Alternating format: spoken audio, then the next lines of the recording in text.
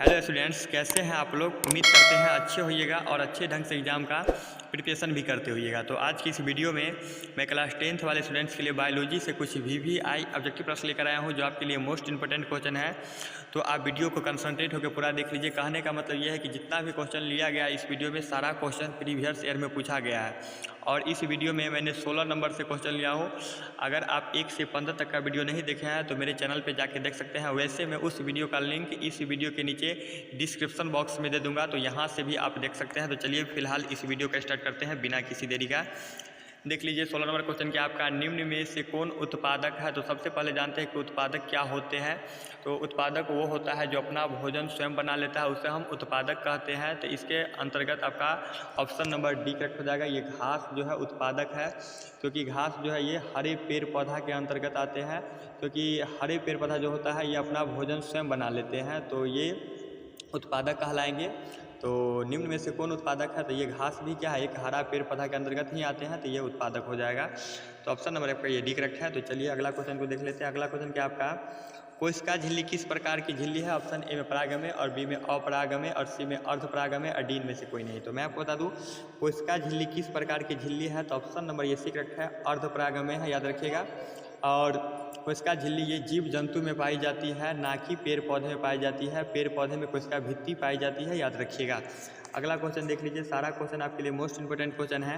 पौधों में मादा भाग कौन सा है। ऑप्शन ए में जैंग, और बी में दल, और सी में पुंकेसर, और डी में से कोई नहीं। तो मैं आपको बता दूं पौधों में मादा भाग कौन है, तो ऑप्शन नंबर एक रखा जाएगा, ये जैंग होते हैं। और यहाँ से क्वेश्चन और बनेगा कि पौधे में नर भाग कौन सा है, तो ऑप्शन नंबर सी करेक्ट हो जाएगा, पुंकेसर होता है, याद रखिएगा। सारा क्वेश्चन आपके लिए मोस्ट इंपोर्टेंट क्वेश्चन है।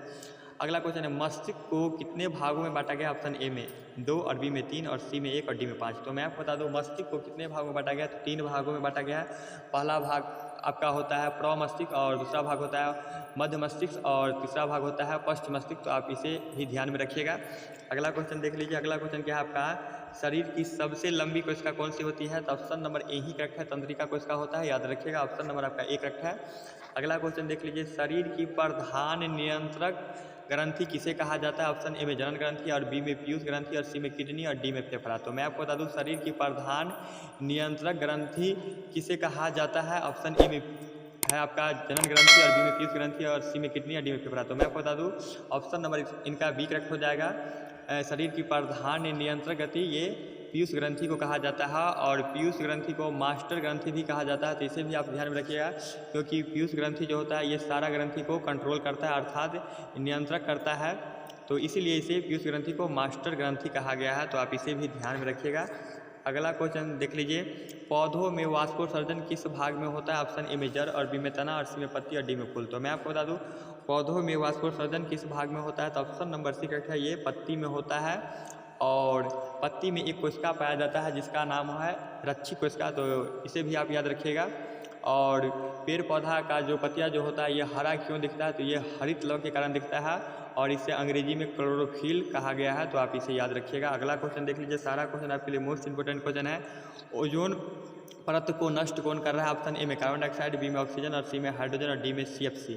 तो मैं आपको बता दूं ओजोन परत को कौन नष्ट कर रहा है, तो ऑप्शन नंबर डी करेक्ट है, CFC। और CFC का फुल फॉर्म होता है क्लोरोफ्लोरोकार्बन।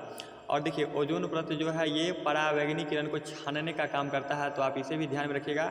और CFC कहाँ से निकलता है, तो ये फ्लेक्स से निकलता है, इसे भी आप ध्यान में रखिएगा। अगला क्वेश्चन देख लीजिए, सारा क्वेश्चन आपके लिए मोस्ट इंपोर्टेंट क्वेश्चन है। मनुष्य के 23वें जोड़ी क्रोमोसोम को क्या कहते हैं, तो ऑप्शन नंबर बी करेक्ट हो जाएगा, लिंक क्रोमोसोम कहते हैं, याद रखिएगा। ऑप्शन नंबर आपका बी करेक्ट है। और यहाँ से पूछ दिया जाता है कि मनुष्य के 22वें जोड़ी क्रोमोसोम को क्या कहते हैं, तो ऑटोसोम कहते हैं। इसके अकॉर्डिंग आपका ऑप्शन नंबर ए करेक्ट हो जाएगा।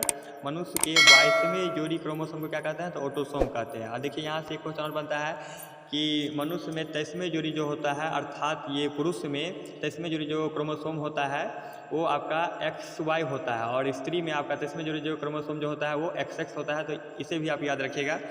अगला क्वेश्चन देख लीजिए। अगला क्वेश्चन है आपका, मनुष्य में गुणसूत्र कितनी जोड़ी पाई जाता है। तो ऑप्शन नंबर डी करेक्ट हो जाएगा। ये 23 जोड़ी पाया जाता है। और यहाँ से ऐसे क्वेश्चन किया जाता है कभी कभी कि मनुष्य में गुण सूत्र की संख्या कितनी होती है, तो 23 गुना 46 कर दीजिएगा, ये 46 होता है। अगर जोड़ी में पूछा जाए तो 23 होता है, और अगर संख्या में पूछा जाए तो 46 होता है। इसे भी आप ध्यान में रखिएगा। अगला क्वेश्चन देख लीजिए, निम्न में से नर युग्मक क्या है? ऑप्शन ए में अंडाणु, और बी में वृषण, और सी में शुक्राणु, और डी इनमें से कोई नहीं। तो मैं आपको बता दूं, निम्न में से नर युग्मक क्या है? तो ऑप्शन नंबर सी करेक्ट है, 26 का शुक्राणु हो जाएगा। और मादा युग्मक अंडाणु क्या होता है? तो ये आप जान लीजिएगा। 1 मिनट, 26 नंबर क्वेश्चन मैं आपको फिर से एक्सप्लेन कर दूं। निम्न में से नर युग्मक क्या है? तो ऑप्शन नंबर सी करेक्ट है, शुक्राणु होता है।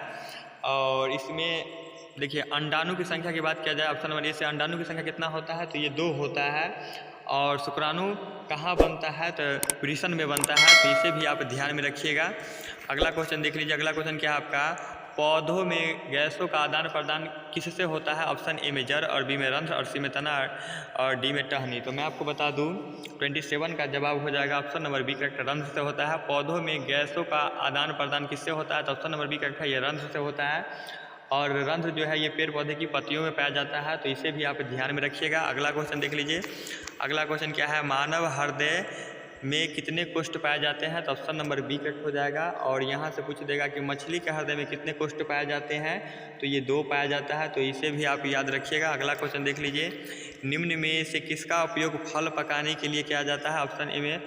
ऑप्शन ए में आपका ऑक्सीन, और बी में है आपका एथिलीन, और सी में साइटोकाइनिन, और डी में है जिबरेलियस। तो मैं आपको बता दूं निम्न में से किसका उपयोग फल पकाने के लिए किया जाता है? तो ऑप्शन नंबर बी का एथिलीन का किया जाता है।